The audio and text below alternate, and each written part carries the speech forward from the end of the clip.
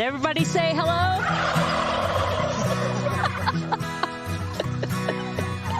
What was that again?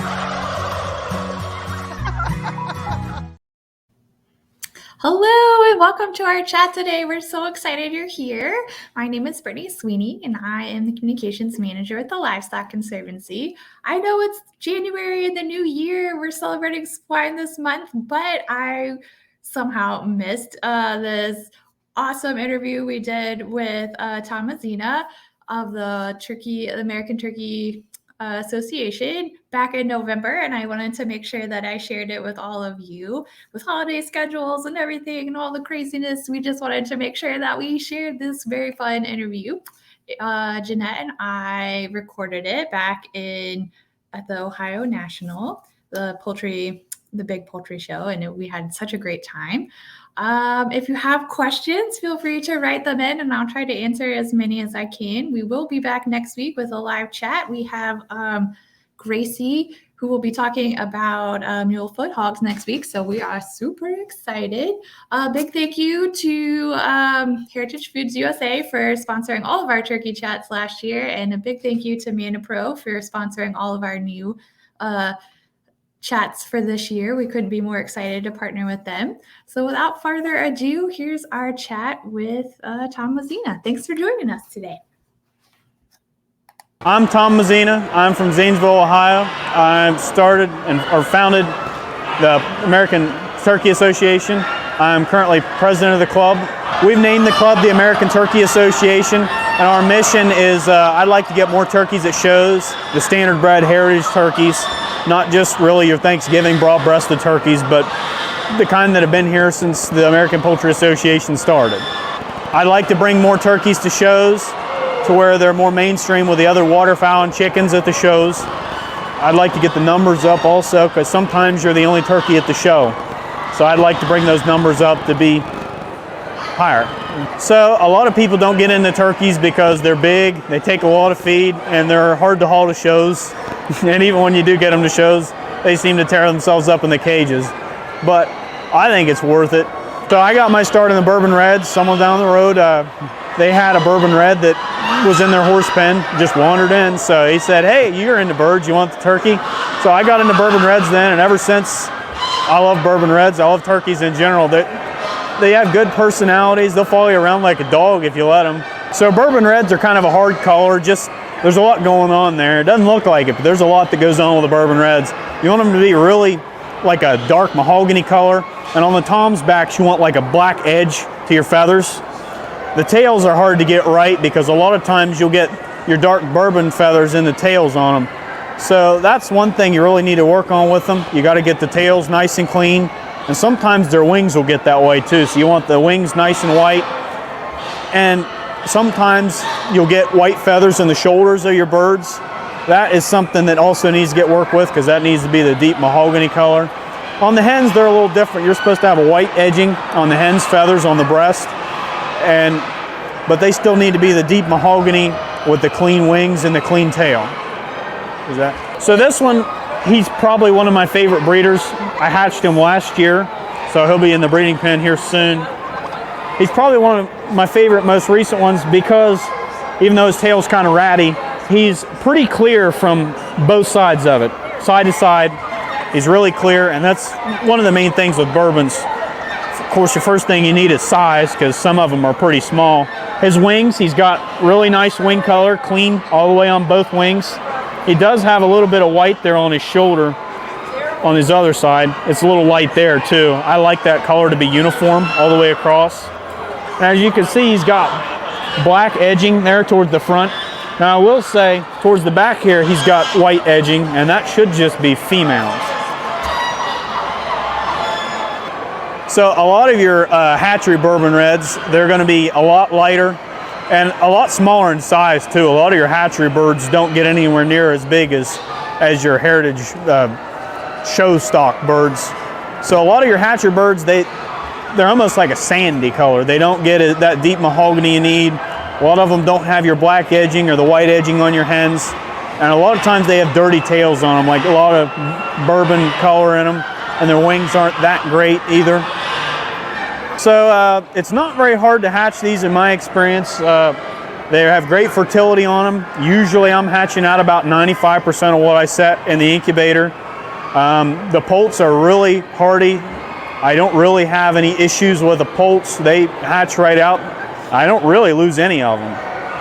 I try and raise trios, breed trios together. You can use a little more. Trios just work good for the size of breeding pens I have. And I don't want the Tom to have too many hens to where he won't get to everyone. I've got lights in my breeding pens, so my hens start a little earlier than they should for my area, really. Sometimes I'll get eggs as soon as February if I turn my lights on. I got timer lights.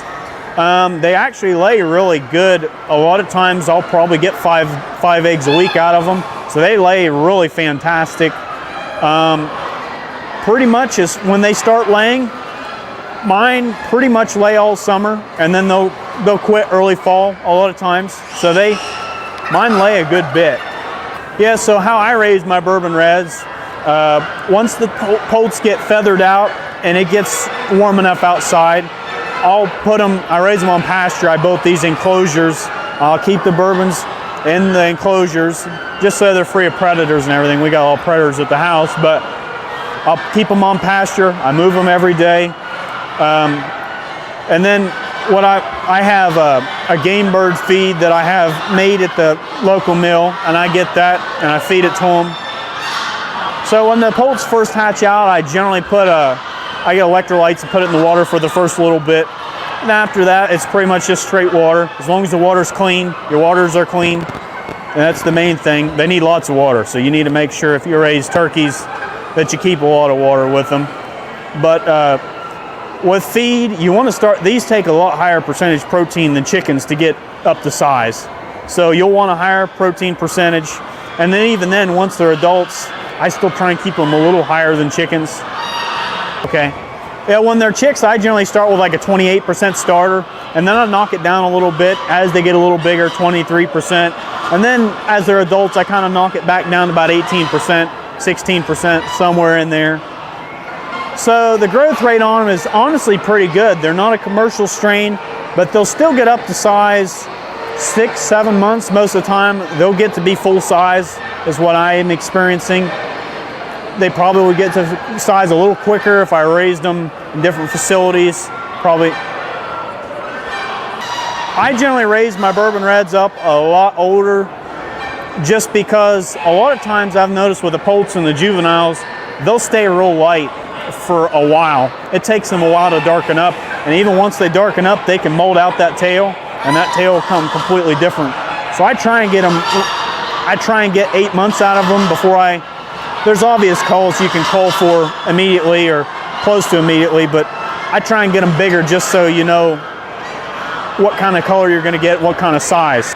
My turkeys are a little wilder than other people's, and I think that's just because I raise them out in the pasture and I'm not around them and handling them as much as some other people's setups where it'd be more enclosed or more inside. They seem to do all right with other turkeys. Sometimes in breeding season, at the end when I put all the males together, it gets a little heated for a little bit, but it always cools down in a day or two. With people, they seem to be really good with people once you get a hold of them. They'll be wild till you get a hold of them, and then they're all right. So when I get my turkeys ready for show, since I raise them on pasture, I really try not to wash them if I don't have to. They stay pretty clean on pasture. I'll clean their feet up when I get here, and I'll try and fix their tails a little bit, because after you transport them, no matter really what you transport them in, they're going to mess up their tails. So I pretty much just wash their feet and put them in, because their feet usually get dirty, but I try not to wash them because it's kind of a pain. Yeah, so I'm going to say the best way to if you would like to get into turkeys, is try and find a local show. I know there's not many at a lot of shows, but usually turkey people seem to know what they're doing. If you find one person, if they don't know what they're doing, they'll at least know who to get in contact with. That's my favorite way, because then you're talking to someone face to face. You know what's going on that way. The club has an email you can email. That's American Turkey Association @gmail.com. So Next year, I'd like to do some big things at Ohio. I have some plans for next year. I'd like to try and bring back the table judging here and make it a normal thing for this show. So I'd like to do that. And then in 2023, I'd like to take that another step. Since it's the 150th anniversary, I'd like to take it and make it even bigger than what it was in 2019. All right. Thank you, Tom, for joining us at the Ohio National to talk about Bourbon Red turkeys. And thank you for sharing your beautiful birds. We very much enjoyed chatting with you about them. Again, if you want to get in touch with Tom about the association or to talk more about turkeys, you can always reach him by email. That's americanturkeyassociation@gmail.com. I do encourage you to reach out to him. It's a brand new association to try and get people to talk about turkeys and breed more turkeys, heritage varieties. So we are super excited about that. And then I think we had a few comments. Thanks for tuning in today. Hi, Jean. We're so excited you're here. Happy New Year. Thanks for joining us. Hi, Dee. Thanks for joining us. I agree. Those were beautiful birds. We're so excited that you're here. Hi, Mark. Thanks for joining us. We're glad you're joining us all the way from the UK. That's so exciting. Mark says, love the bourbon, informative presentation. Thank you. Unfortunately, here in UK, the correct colored and marked birds are hard to find. That is so true. Since they are an American breed and the coloring is really difficult, my suggestion would be to maybe reach out to Tom and see if he knows anybody that would be able to help you find some birds overseas. Unfortunately, it's just the American Association, but he might have other contacts, so that would be a great way to do that. Thanks for joining us. Hi, Summer Farm. Thanks for joining us from Florida. We're so excited you're here. Hope everyone has a wonderful new year. I'm excited to chat with you all again about pigs next week. We hope you have a wonderful afternoon, and we'll chat then. Thanks. Bye, everyone.